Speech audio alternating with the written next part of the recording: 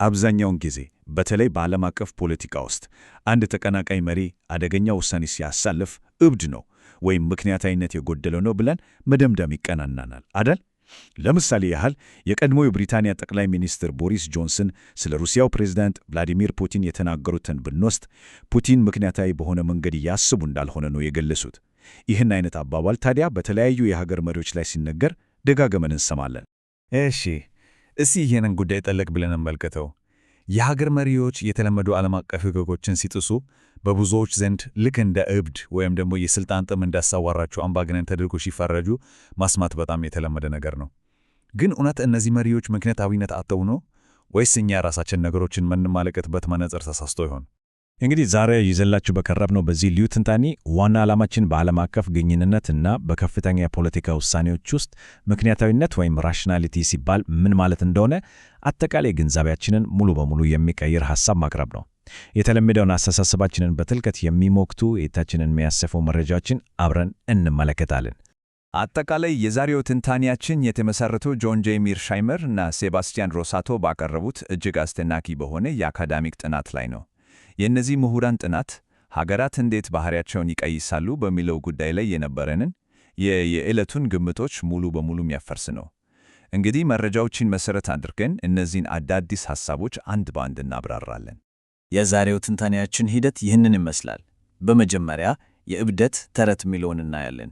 በመቀጠል የጥርጣሬ ጨዋታ፣ ስትራቴጂያዊ አመክንዮ፣ ንድፈ ሐሳብ እና ጥቅም፣ ምክንያታዊነት በተግባር እና በመጨረሻም የምክንያታዊነት ፋይዳ ሚሉትን 6 ዋና ዋና ክፍሎች አብረን እንቃኛለን። እሺ፣ ቀጥታ ወደ መጀመሪያው ክፍላችን እንግባ። ክፍል 1 የአንድ እብደት ተረት። እዚህ ጋር በጣም የገርመው ነገር ምን መሰላችሁ? በሕዝቡና በምሁራኑ ዓለም መካከል ያለው የጎላ የአመለካከት ልዩነት ነው። በዓለም አቀፍ ፖለቲካ ውስጥ ምክንያታዊነት ማለት ፈጽሞ ስለ ውጤት፣ ስለ ስኬት ወይም ደግሞ ስለ ጥሩ ስነ ምግባር አይደለም። ሕዝቡ ምክንያታዊነትን ከስኬት ጋር ሲያያይዘው፣ ምሁራኑ ግን ሌላ እይታ አላቸው። በአካደሚኩ ዓለም ምክንያታዊነት ማለት ፖሊሲዎቹ ቢከሽፉም እንኳን በጥልቀት ታስቦበት የሚደረግ የውሳኔ አሰጣጥ ሂደት ነው። አያቸው አይደል? ዋናው ነገሩ ሂደቱ እንጂ የተገኘ ውጤት አይደለም። ወደ ቀጣዩ ሐሳባችን ስናልፍ ክፍል 2 የጥርጣሬ ጨዋታ። እንግዲህ እዚህ ጋር መያዝ ያለብን ትልቁ ቁም ነገር ምንድን ነው? ዓለም አቀፍ ፖለቲካ ልክ እንደ ዳይስ ጨዋታ ስሌት የሚሰራበት የተረጋገጠ የአደጋ ዓለም አይደለም። ይልቁንም መረጃዎች እጅግ በጣም እጥረት ያለባቸው፣ ማይታመኑ እና ወደፊት ምን ሊፈጠር እንደሚችል በፍጹም ማስላት በማይቻልበት የጥርጣሬ ዓለም ውስጥ የሚካሄድ ነው። በእንደዚህ አይነት ዓለም ውስጥ ደግሞ መደበኛ የሂሳብ ቀመሮች ምንም አይሰሩ። ታዲያ መሪዎች የወደፊቱን ውጤት በስሌት ማወቅ ካልቻሉ እንዴት ነው ምክንያታዊ ውሳኔ ሊያሳልፉ የሚችሉት? ይህንኑ በክፍል 3 እንመለከታለን። ስትራቴጂያዊ አመክንዮ። የጥናቱ አቅራቢዎች የሚያነሱት በጣም ገራሚ የሆነ ዋና ሐሳብ አለ። ይኸውም እውነተኛ ስትራቴጂያዊ ምክንያታዊነት 2 ደረጃዎች አሉት የሚል ነው። አንደኛው ፖሊሲ አውጪዎች ዓለምን ለመረዳት ታማኝ የሆኑ ንድፈ ሐሳቦች ወይም ቲዎሪዎች ይጠቀማሉ። ሁለተኛው ደግሞ ሀገራት እነዚህን የተለያዩ እይታዎች ግልጽና ነፃ በሆነ የውይይት መድረክ በጋራ ያዳበራሉ። ያለ በቂ ክርክር እና ነፃ ውይይት ምክንያታዊ የሆነ ውሳኔ ላይ መድረስ በፍጹም አይቻልም። አሁን ደግሞ ወደ ክፍል 4 እንለፍ። ንድፈ ሐሳብ እና ጥቅም። የተለመደው የድሮ አመለካከት መሪዎችን የተሟላ መረጃ እንዳላቸውና ጥቅምን እንደሚያስቀድሙ ልክ እንደ ሆሞ ኢኮኖሚክስ አድርጎ ያስባል። ነገር ግን እውነታው ከዚህ የተለየ ነው። ምክንያታዊ ፖሊሲ አውጪዎች ሆሞ ቲዮሬቲከስ ናቸው። ምን ማለት ነው?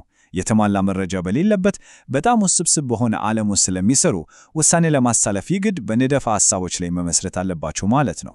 ሆኖም ግን እነዚህ መሪዎች የሚመረኮዙባቸው ንድፈ ሐሳቦች ምክንያታዊ ተብሎ እንዲጠሩ እንዲሁም በዘፈቀደ የተነሱ መሆን የለባቸውም።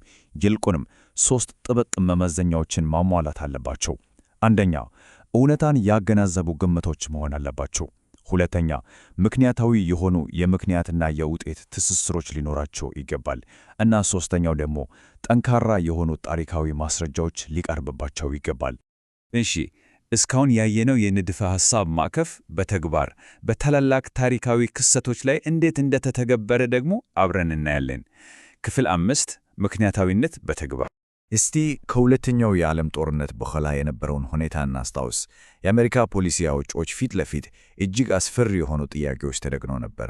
ከጦርነቱ ፍርስራሽ የወጣችው ጀርመን ዳግም ስጋት ትሆን ይሆን? የሶቪየት ኅብረትስ እውነተኛ ዓላማ ምንድን ነው? እንግዲህ እነዚህን ግዙፍ ያልታወቁ ጉዳዮች ለመፍታት ከመገለል አንስቶ እስከ ወታደራዊ እርምጃ ድረስ ያሉ 4 የተለያዩ ስትራቴጂዎችን በጥልቀት ተወያይተውባቸዋል። የእያንዳንዱ ምርጫ የራሱ የሆነ ከፍተኛ አደጋ ነበረው። ሆኖም ግን በእነዚህ ፈጽሞ በማይታወቁ ሁኔታዎች ውስጥ ሆኖ እንኳን ከስሜት ይልቅ ጥልቅ ውይይትና ንድፈ ሐሳብን ነው የተጠቀሙት። በተመሳሳይ መልኩ ደግሞ ከፐርል ሃርበር ጥቃት በፊት የነበረውን የጃፓን ሁኔታ እንመልከት። የጃፓን አመራሮች በወቅቱ በከፍተኛ የነዳጅ ማዕቀብ ታንከው የህልውና አደጋ ላይ ነበሩ። የአሜሪካ ምላሽ ምን ሊሆን እንደሚችል በፍጹም እርግጠኛ ባልሆኑበት እና በቂ መረጃ በሌለበት ሁኔታ ውስጥ ሆነው እጅ ከመስጠት እስከ ማጥቃት ያሉ 4 እጅግ ፈታኝ አማራጮችን በስርዓቱ ተወያይተውበታል። ምንም አይነት ትክክለኛ ምላሽ ማግኘት በማይቻልበት በዚያ አስጨናቂ ሁኔታ ውስጥ እንኳን የውሳኔ አሰጣጣት ሂደታቸው ምክንያታዊ እንደነበር ነው የሚያሳየው። አሁን ደግሞ ዓለምን የኒውክሌር ጦርነት አፋፍ ላይ አድርሷት ወደ ነበረው የኩባ ሚሳኤል ቀውስ እንምጣ። አጠቃላይ ዓለምን ሊያጠፋ የሚችል አደጋ አንጃቦ ነበር። የኬኔዲ አስተዳደር ጦርነት ይቀሰቀስ እንደሆነ በእርግጠኝነት ማወቅ ባይችልም የሶቪየቱን ምላሽ ለመገመት ጠንካራ የንድፈ ሐሳብ ክርክር ተጠቅሟል።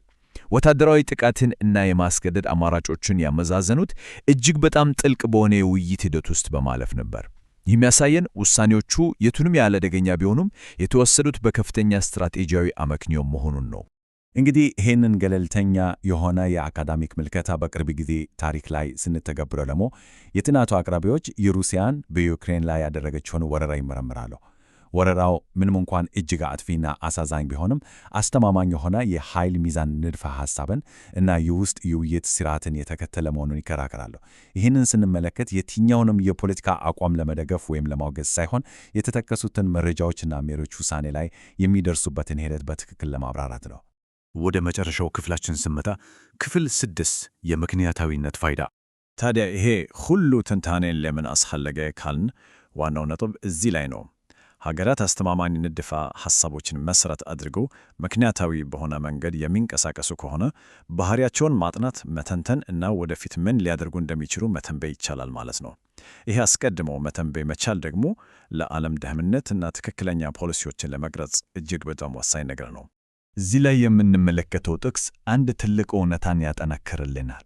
አንድ መሪ ሙሉ በሙሉ ምክንያታዊና በውይይት ላይ የተመሰረተ ሂደት ተጠቅሞም በዓለም አቀፍ ፖለቲካ ውስጥ ባለው ከፍተኛ መተንበይ የማይቻል ባህሪ ምክንያት አሁንም ትልቅ ውድቀት ሊያጋጥመው ይችላል። አያችሁ አይደል?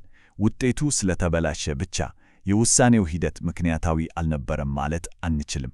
ይህንን መረዳት ራሱ አንድ ትልቅ እርምጃ ነው። እንግዲህ ለዛሬው ትንታኔያችን በዚህ አጓጊ ሐሳብ እናጠቃልላለን።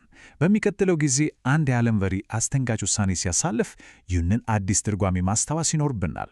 እውነት መሪዎቹ ሙሉ በሙሉ ምክንያታዊነት አጥተው ነው ወይስ ለእኛ ባይስማማንም ለነሱ ትክክል በሆነ ንድፈ ሐሳብ ላይ ተመስርተው ነው የሚንቀሳቀሱት? በእርግጠኝነቱ የአዲስ እይታ ቀጣዩን ዓለም አቀፍ ቀውስ የምንረዳበትን መንገድ በእጅጉ እንደሚቀይረው ጥርጥር የለም።